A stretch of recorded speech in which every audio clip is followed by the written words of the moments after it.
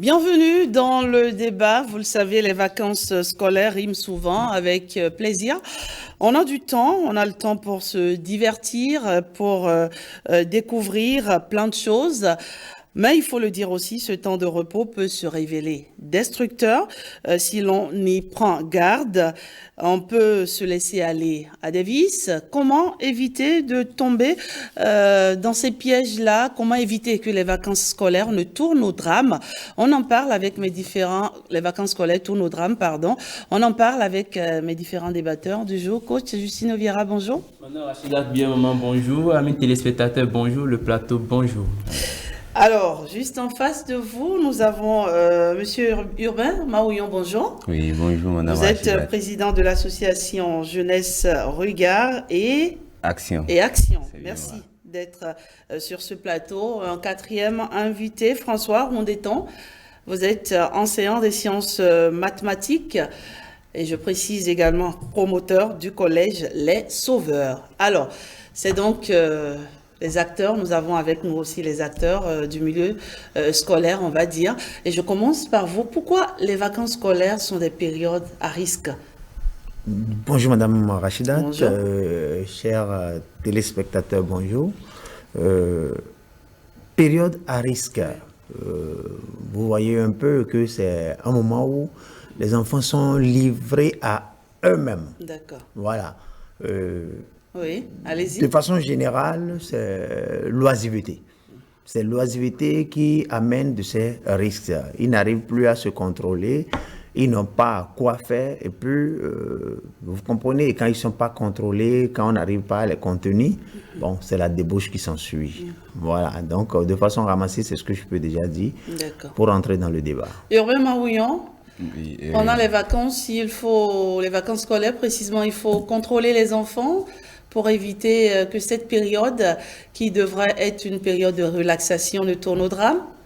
exactement, mais permettez-moi quand même de revenir un peu sur la première question qui me demandait. Moi, je ne parlerai pas de période à risque directement parce que pour moi, les vacances sont des moments exceptionnels. Quand je parle de moments exceptionnels, c'est que ça implique déjà la responsabilité des parents en premier lieu et deuxièmement la responsabilité des enfants. D'accord. Parce que c'est des moments où les enfants ont besoin de peut-être se reposer et accomplir un certain nombre de défis. Et les parents aussi, c'est un moment idéal pour eux de se racheter chez les enfants. Donc, vice-versa, c'est un moment exceptionnel où les deux parties ont un rôle primordial à jouer pour éviter la débauche. La débauche s'installe lorsque, bien évidemment, les enfants, en tout cas dans leur grande majorité, se retrouvent, comme l'a dit le collègue tout à l'heure, sans rien faire, se retrouvent dans la loisiveté. La débauche peut s'installer lorsqu'il n'y a pas d'encadrement. Donc, c'est un peu ça. D'accord. Et c'est de cela qu'on parle aujourd'hui. C'est pour ça que je parle d'une période à risque. C'est vrai que c'est des moments de repos. On se lâche en fait, on déstresse, on s'amuse beaucoup, mais dans l'amusement, coach Justino Vieira, on peut se laisser aller à un certain nombre de choses. Le sexe, la drogue, l'alcool. Bien sûr, et vous le dites si bien, c'est une période à risque. Pourquoi? Parce que les vacances sont des périodes au cours desquelles on ne vaque plus à ses occupations. Vacances, vous dites période vacante. Mais quelles doivent être les occupations de cette période? Il faudrait bien alors instaurer un cadre d'occupation. On dira que les vacances sont faites pour les loisirs. Il faudrait alors instaurer un cadre de loisirs. Mais à qui incombe la responsabilité? Qui instaure le cadre? La problématique, elle est là. D'accord. Et quel loisir aussi. Et quel hein? loisir? Est-ce aux parents d'instaurer le cadre de loisirs ou c'est plutôt l'enfant, c'est plutôt l'élève qui instaure son cadre? Malheureusement, Il faut le faire de commun accord, non? il faut le faire de commun accord, mais il faut insister sur un fait, c'est le parent qui implique la dynamique, D'accord. qui donne le ton de ce cadre. Il est vrai, on laisse les enfants dire, bon, c'est une période de vacances, le parent rigoureux devient tolérant. Et il y a certains éducateurs qui sont absents, notamment l'éducateur enseignant qui n'est plus là. Donc l'enfant se retrouve dans un cadre où il n'y a plus de surveillant, il n'y a plus de superviseur, il n'y a plus d'encadreur. Et quand c'est comme ça, le parent lui-même se dit, sur les vacances, j'ai été très rigoureux durant la rentrée, je le laisse un peu pour qu'il s'évade. Mais il y a le revers. Le revers, c'est que l'enfant, ou bien l'élève, se laisse entraîner. D'où cette liberté devient liberticide. Et pour éviter ça, il faudrait alors, je reviens sur l'urgence, la nécessité d'instaurer un cadre de loisirs. Et il faut normalement exprimer ces loisirs. Lorsque les loisirs sont exprimés, l'enfant sait où aller, les loisirs déconseillés. Et en amont, on doit également occuper l'enfant de point de vue professionnel. Parce que le monde a horreur du vide. Lorsque vous laissez l'enfant sans rien faire, lui-même va s'occuper de son temps. Et il va l'occuper avec quoi? Des choses qui ne s'allieront pas forcément avec vos valeurs. Des choses qui ne sont forcément proscrites par la société. Et c'est justement ça qui relate les vices que vous évoquez. Très bien. Patrick Yossou, vous qui êtes journaliste, spécialiste des questions d'éducation, on a souvent remarqué qu'après les vacances, tout de suite après, il y a des filles qui tombent enceintes. Oui. Il y a des enfants qui n'avaient peut-être pas un certain nombre de comportements, mais qui, par finir, deviennent, on va dire quoi, entre guillemets, peut-être voyous et autres. Alors, est-ce qu'il n'y a pas urgence, comme l'a dit le coach Justino Vieira, d'encadrer, de contrôler, de suivre les enfants durant les vacances scolaires pour éviter, n'est-ce pas, que cela ne vire autrement? Oui, il y a urgence, il y a péril en la demeure. Il y a urgence parce que, en réalité, il y a certains parents qui, durant l'année scolaire, se disent qu'ils sont bien heureux que les enfants soient à l'école. Donc, pendant les vacances, ils sont un peu désorientés. C'est l'expression qu'on utilise pour les petits-enfants. Ton c'est quoi, sors de la maison pour que je puisse avoir la paix. Donc, ils envoient l'enfant et ils se disent, lorsqu'on envoie l'enfant, c'est bien, on ne s'occupe plus de rien. Et quand ils sont déjà dans cette situation, ces parents-là, les vacances sont difficiles à gérer pour eux. Parce qu'ils ne savent plus quoi faire. D'habitude, l'enfant n'était pas à la maison. Eux, ils ne sont pas à la maison. Et ils ne font pas de programme pour les vacances. Parce que tout est à programmer. Il n'y a pas de vide, comme le coach vient de le dire. Les vacances, c'est pour vaquer au vide. C'est moment de vide. Mais il ne faut pas laisser le vide s'installer. Il faut toujours programmer, il faut tout programmer. Et les parents qui programment... C'est donc l'oisiveté qui... C'est l'oisiveté, c'est la liberté qui amène enfin, ce qui est liberticide, merci. C'est la liberté à volo, la liberté sans qu'on ne puisse savoir ce qu'on met dans liberté. Les enfants qui sont livrés à eux-mêmes pendant les vacances ne peuvent que faire ce qu'ils ont comme instinct grégaire. C'est déjà en chacun de nous, on est un peu ange, un peu démon. Donc, le caractère démon se retrouve au-dessus parce qu'il n'y a plus de petites contraintes. Il n'y a pas la contrainte de l'enseignant, il n'y a pas la contrainte de superviseur dans l'enseignement, il n'y a pas la contrainte du proviseur ou du directeur, il n'y a pas cette contrainte. Et le parent se dit, il est à la maison, bon, peut-être qu'à la maison, il sera moins dangereux qu'au dehors. Non, à la maison, il y a des vices qu'il peut attraper, il peut être conduit vers des vices dans toutes les maisons. Et quand je dis dans toutes les maisons, même dans pas une... besoin qu'il aille forcément ailleurs, même en étant chez ses parents. Oui, pas besoin qu'il sorte de la maison. Même dans la maison, le petit voisinage, le petit voisin qui vient faire la fille ou la fille qui va chez le petit voisin, etc. Et le résultat, c'est ce que vous avez dit. À la fin des vacances, l'enfant, si c'est 3 mois de vacances, ça fait 3 mois de grossesse ou ça fait 2 mois de grossesse. On peut attraper facilement aussi une MST ou une IST. François Rondeton, vous qui êtes promoteur d'école, de collège, dites-nous, vous dénombrez ce genre de cas souvent à la rentrée? C'est des cas qui font légion. Et je crois que c'est ici le moment de pouvoir prévenir la chose. S'il y a des parents et puis des apprenants qui nous suivent actuellement, je crois que non seulement ils doivent saisir l'opportunité de comprendre ce qu'il faut faire pour éviter ces situations, voire même être des messagers pour relayer la chose. Nous l'avons bien expliqué en entrant dans le débat, il faut tout faire et qu'on ne se leurre pas. L'oisiveté est mère des vices. Oui. Là, il n'y a pas à polémiquer là-dessus. Je crois que ce qui est important ici pour éviter, comme nous vivons souvent à la rentrée, de voir des filles qui sont dans l'obligation d'abandonner. C'est vrai, quand les enfants, les garçons, eux, développent leur vice, eux, ils n'abandonnent pas généralement. Ils reprennent d'abord et c'est quand, comme l'a dit le coach Justino tout à l'heure, quand vous voyez l'enfant, vous le méconnaissez, vous vous demandez, mais c'est mon garçon de l'année dernière ça? Non, je ne crois pas. Voilà. Vous voyez des filles qui... Le comportement change, il devient insolent. Vous vous demandez, mais c'est celui que j'ai éduqué. Et c'est là, en fait, la grande difficulté des écoles. Nous, on les envoie. On leur dit, allez vous reposer. Mais ils nous reviennent comment? C'est ça le problème. C'est ça qui fait que l'école est difficile. Et il faut que tous les acteurs du pays puissent aider les éducateurs dans le cadre école à bien gérer la chose. On l'envoie, un enfant que nous envoyons. Et nous, on lui a déjà donné un pli, je dis bien, pour des écoles qui font ce qu'il faut faire. Voilà. On lui a déjà donné un pli.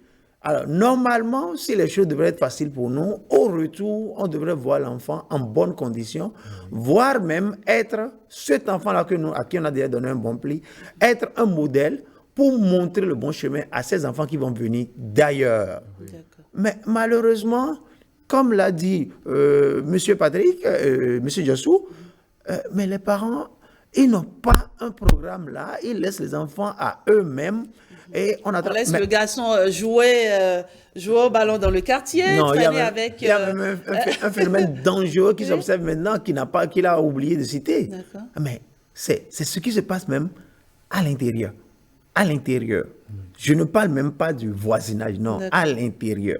Ou parce qu'on ne communique pas avec son enfant, mais les 7 lunettes là, vous allez voir le garçon... Mon frère et ça?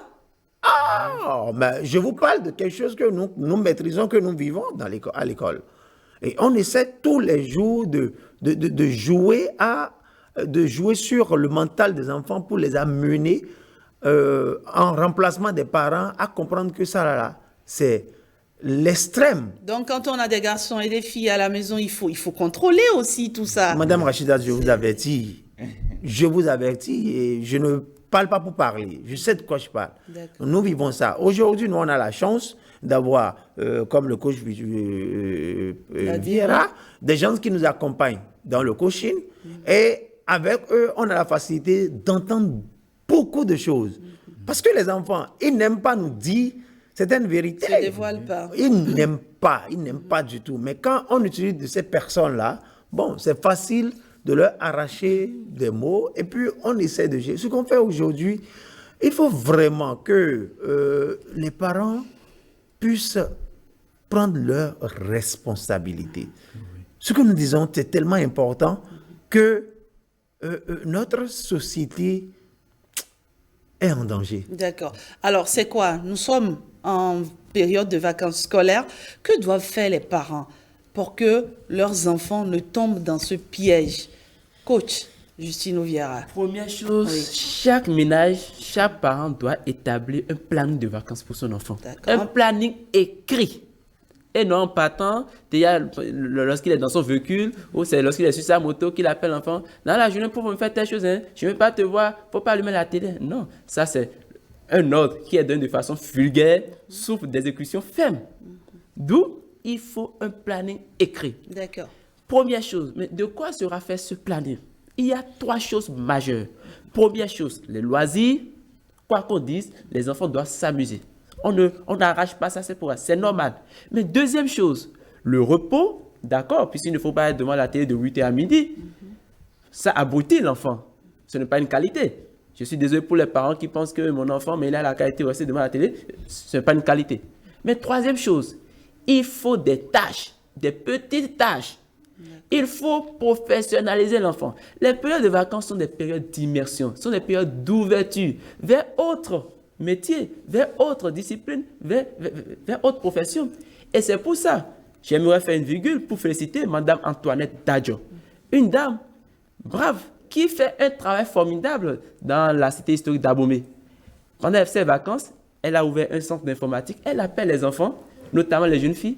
Ce n'est pas dans un but commercial. C'est pas payant. C'est pas payant, c'est pour les occuper.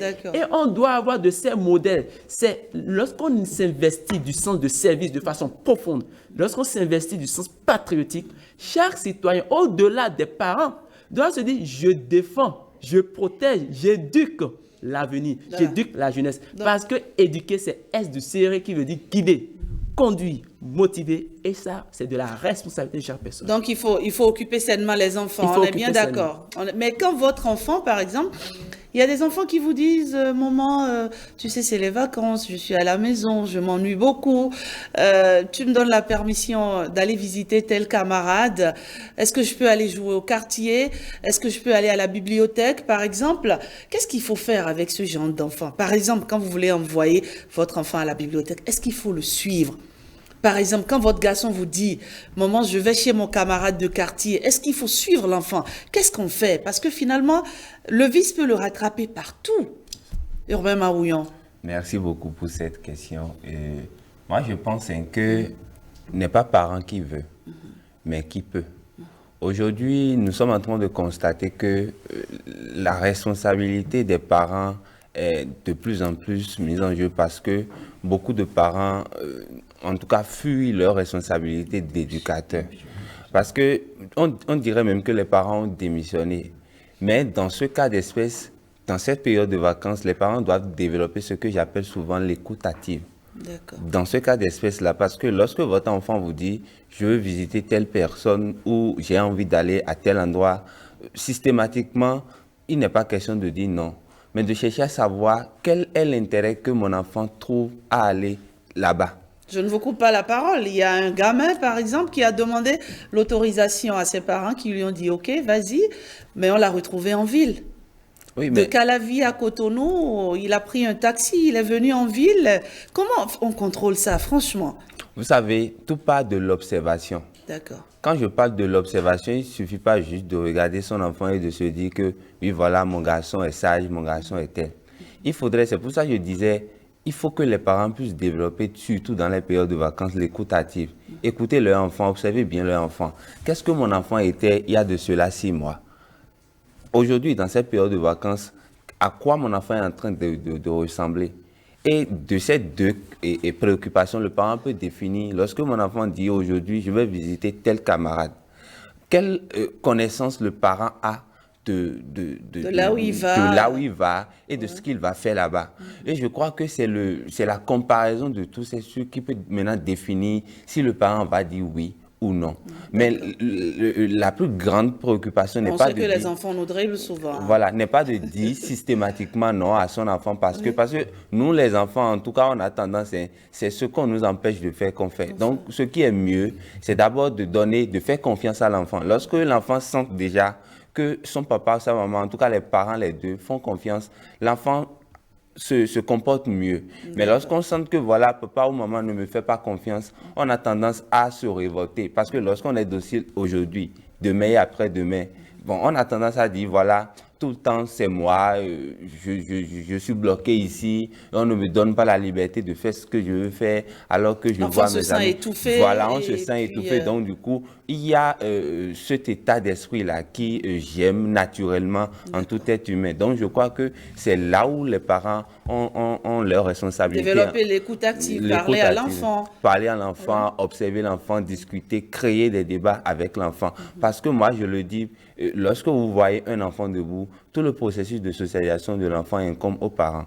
Lorsque les processus sont en tout cas charcutés à un niveau, ça incombe de la responsabilité du parent. Et dans cette période-là, si nous allons dire que les parents auront le temps matériel nécessaire pour éduquer les enfants, en tout cas, moi, je pense qu'on va se mentir. Les parents doivent trouver aujourd'hui, dans cette nouvelle dynamique, d'autres moyens et d'autres formes de pouvoir rester en contact avec leurs enfants et de pouvoir maintenir la communication avec leurs enfants. On ne peut pas être aujourd'hui à l'heure du digital, à l'heure du numérique et prétendre dire qu'on n'a pas vraiment le temps matériel pour son enfant.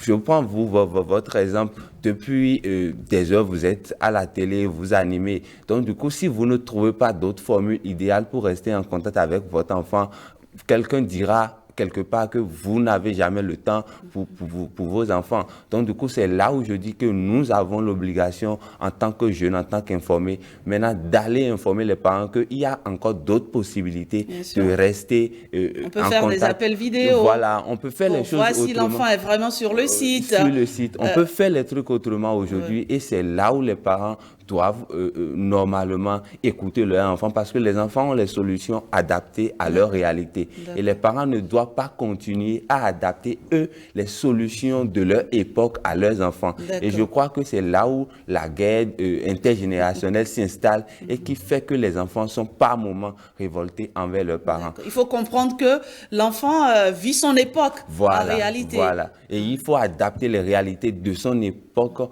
en lien avec l'éducation de l'enfant. Voilà. Alors, ces jeunes-là, nous les avons interrogés. Nous avons essayé de savoir un peu comment ils font, ce qu'ils pensent du thème. Quelques-uns nous ont répondu. On les regarde, on les écoute. Comme vous savez, nous sommes jeunes et bon, on doit se défouler. Donc, c'est la période parfaite parce qu'on est plus libre et donc on se donne totalement à ça. Les vacances sont bonnes parce qu'ils ont dit, si l'homme travaille un peu, il faut se reposer un peu. Mais le sexe aussi peut détruire la vie de l'homme.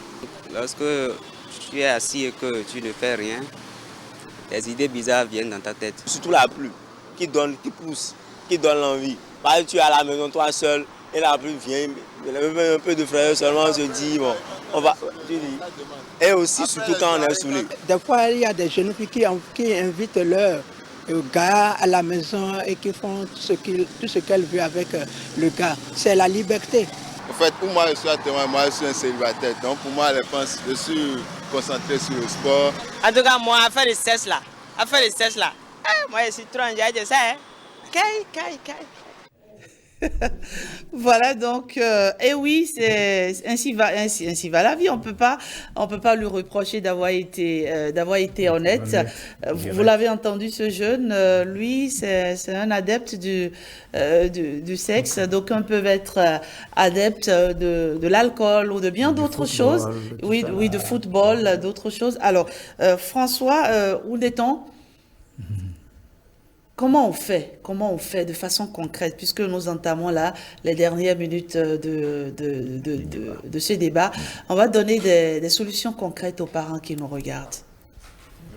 Vous savez, pour les solutions, je vais vous dire, je vais dire simplement, l'homme étant multidimensionnel, que les parents ne comptent pas seulement sur leur propre force. Il y a la dimension spirituelle d'abord, dans l'accompagnement d'un enfant. Et quand vous occultez ça, c'est que ça a déjà pris un coup. Ce n'est pas seulement, je dis, je me lève tous les matins, je prie pour mon enfant. Non, je prie pour mon enfant, je prie avec mon enfant, j'amène mon enfant à prier. Il faut prendre les 3 étapes. Ne rater aucune étape. Non, rien de tout ça là. Elle est importante. Hein? Je prie pour mon enfant, je prie avec mon enfant, j'amène mon enfant à prier. Bon, sur ce fait, ça veut dire qu'il y a des choses qui peuvent nous échapper facilement en tant que parents. Là, ça veut dire que Dieu s'en occupe. Dieu s'en occupe. L'autre chose, il a abordé, discuter avec eux. Mais je dis, et je précise, dans la rigueur. Non, ça là, parce que je vois certains parents discuter avec leurs enfants. Il ne s'agit pas d'être copain-copain. Non. Je discute. Moi, j'organise chez moi, j'organise ma discussion autour de la table à manger. On finit de manger, on discute. Je veux voir. Et je considère chacun d'eux selon sa tranche d'âge. Parce que je suis un enseignant éducateur et je sais déjà que dans telle tranche d'âge, il y a quand même quelque chose qui est dans la tête là. Il faut essayer de discuter, d'en profiter pour que peut-être les jeunes ou les adultes puissent aussi en profiter, pour tirer profit de ce que je suis en train de dire avec un d'entre eux. C'est très important. Dans la rigueur, je dis bien, c'est important. Il faut amener l'enfant, tel qu'il a dit, donner à l'enfant de comprendre qu'il y a un esprit de, je dirais même une complicité entre le parent et lui. D'accord. Parce qu'il il y a des choses que dont l'enfant ne connaît pas les conséquences. Et lui va se dire que, bon, ce que je fais là, c'est ça qui est magnifique. Il a parlé de quoi maintenant? Il a dit, moi, je suis un accro du spirituel, du sexe. Voilà. Mais est-ce qu'il sait que, sur le plan spirituel, le sexe lui fait beaucoup de mal? Oui. Il peut juste, tel qu'il est en train de se vanter, aller au contact d'une fille, bon, ou en dehors des MST dont on a parlé, tout ça là. Mais ce serait le volet spirituel. Il sera attaqué spirituellement. Et qu'est-ce qui va se passer? Tout le programme de vie que Dieu a pour lui, il y a une croix rouge là-dessus. Très bien. Voilà. Il ne faut surtout pas occulter cette dimension-là, vous l'avez dit. Stanislas Limpon, nous vous attendons pour les différents posts, les avis des internautes sur la question en débat ce matin. En attendant de retrouver Stanislas Limpon, coach Justine Oviera. J'aimerais revenir sur un point évoqué par mon cher ami Maouillon. Il dit, les enfants font souvent ce qu'on leur interdit. Mais cela s'explique. Aujourd'hui, les ordres d'accord, les injonctions d'accord, mais il faut que les parents aillent au-delà en démontrant la cause. Lorsque vous dites à l'enfant, ne rentre pas dans cette chambre, il faut associer en même temps, si tu rentres, il y a telle chose. Je te le déconseille à cause de telle chose. Mais lorsque le principe reste juste de façon cartésienne, n'y rentre pas, sans expliquer, il va attendre votre absence et s'infiltrer dans la chambre. Donc, les parents doivent communiquer, donner des ordres, mais expliquer le pourquoi. Première chose. Deuxième chose, aujourd'hui, les parents doivent se comporter comme s'ils n'ont jamais été enfants. Il faut qu'ils aient cette humilité-là. Parce que l'univers de l'enfant d'aujourd'hui n'est plus l'univers de l'enfant il y a 10 ans, il y a 20 ans, il y a 30 ans. Très bien. Et lorsqu'on entend les parents dire, moi-même, j'ai été enfant. Mais si vous dites ça tout le temps, vous allez éduquer dans votre schéma ancestral, dans votre schéma d'antan. Ce qui n'est pas vrai. Vous aurez donc un enfant hypocrite. Vous n'allez jamais le découvrir. Merci, coach Justine Oviera. Patrick Diossou, un mot rapidement avant de céder votre... J'aime bien le côté spirituel. En fait, je voulais en venir là et ça m'a fait plaisir qu'il en ait parlé parce que c'est un côté très, très primordial. Certains parents se disent, il suffit que je suive tout ce qui est technologie et puis avec la technologie, je peux suivre mon enfant. Et je connais un parent qui a installé des caméras toutes dans sa maison et puisque les enfants sont à l'heure de la technologie, il y a un de ces enfants qui a enregistré, qui a pu enregistrer leur mouvement un jour et qui a plaqué ça sur une des caméras. Donc, lorsqu'il veut sortir, il lance ça et puis il sort. Ils sont ingénieux quand même, nos gamins. C'est possible de traficoter une caméra comme ça? Oui, c'est bien possible. Donc, l'enfant a pu démontrer et malheureusement, c'est parce qu'il y a eu un accident. Et il s'est dit, non, je suivais de mon bureau, je suivais mon enfant. L'accident a eu lieu en bas de son immeuble. Il était en haut. Il était, je ne vais pas appeler le lieu, sinon vous allez savoir exactement de qui il s'agit. C'est un responsable. Il était en haut, il voyait l'accident en bas de son immeuble. C'était son enfant. C'était son enfant. Comme le malheur. Oui. Merci, Patrick Diossou. Voilà. Le temps, il court très vite sur le débat. Nous allons recevoir Stanislas Limpon pour les différents avis des internautes à qui nous avons posé cette question depuis le matin. Comment faire pour éviter aux élèves de céder aux tentations pendant les vacances scolaires? Stanislas Limpon, bonjour. Bonjour Rachida Biomama, bonjour à chacun et à tous. Qu'ont-ils dit les internautes? Oui, beaucoup de réactions. Nos amis internautes conseillent aux parents d'être plus proches de leurs enfants d'une manière ou d'une autre. Aussi doivent-ils connaître la moralité des gens auprès de qui ils veulent envoyer leurs enfants si, entre-temps, les enfants avaient manifesté le désir de passer ces moments-là ailleurs. Très bien.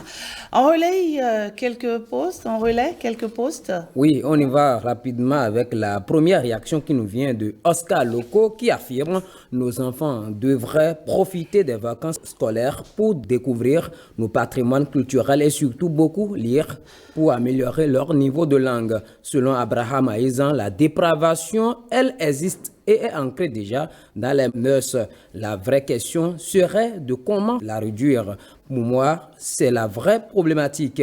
Il faut éviter aux enfants les mauvaises compagnies et les mauvaises fréquentations, établir un emploi du temps pour les sorties en famille. Objectif, leur faire visiter les sites touristiques, les usines de transformation et autres afin de focaliser leur attention sur ces éléments-là et susciter leur curiosité. Mamadou Ezekiel propose pour la bonne réussite de ces moments, une importante responsabilité incombe aux parents.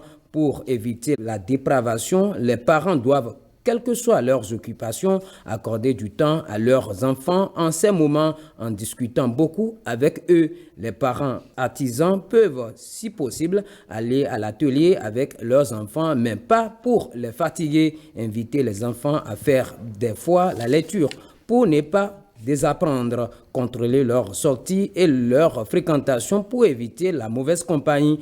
Pour ce qui est de l'utilisation des smartphones, la seule solution est de conscientiser ses élèves puisqu'on ne pourra pas à 100% contrôler cette utilisation. Surtout qu'avec les réseaux sociaux, l'enfant peut apprendre et faire des choses horribles. Bokor Roland Caliste abonde dans le même sens. Il recommande qu'il faudra occuper les vacanciers pour les préserver plus ou moins des mauvaises fréquentations. Il faut passer au pain fin la moralité des autres. Si les enfants doivent passer les vacances ailleurs aussi, faudra-t-il leur éviter le contact excessif des réseaux sociaux, certains films et les médias, insiste notre ami Roland Bokor Caliste. Merci Stanislas Lincoln, merci pour les avis des internautes. On a pratiquement tout dit, hein. Les avis se rejoignent. Il faut faire attention aux mauvaises fréquentations, surtout, c'est là qu'intervient la plupart du temps le changement. Il faut occuper sainement les enfants, c'est important pour éviter les dérives, n'est-ce pas? Il faut rendre les enfants réceptifs à l'éducation, parce qu'il y a des enfants qui ont échappé au sceau, à l'autorité des parents. Et les parents même respectent les enfants au point qu'ils ont peur d'éduquer. Non, aucun enfant n'est si âgé, si grand pour ne plus être éduqué. Merci beaucoup. Oui, je sais que vous avez beaucoup de choses à dire. Vous avez beaucoup de choses à dire, mais c'est déjà fini pour le débat de ce jour. Urbain Marouillon, on vous invitera sur d'autres plateaux, d'accord? Monsieur Marouillon, vous aussi, n'est-ce pas? François Rondeton, pardon. On vous invitera aussi pour débattre. Merci à vous. Bon matin à tous. Et 5-8-7 matin se poursuit, Stan. À demain. Toujours pour la rubrique web. 5-8-7 matin se poursuit. À présent, Christelle Tongolo dans nos assiettes.